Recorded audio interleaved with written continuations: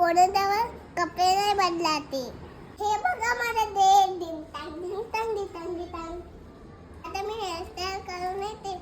आई hairstyle कर ना. Hairstyle करून आली आणि मी सुंदर नेकलेस पण घातलाय. आता मी बँगल्स घालते. आई त्याला मला हेल्प कर ना. चला माझे बँगल्स बघा. आता मी टिक्के लावणार आहे. कोणता कलर लावू? लाल लावू का? मी कशी वाटते? छान वाटते ना. आई मला जरा लिप बाम लाव ना. थँक्यू आई.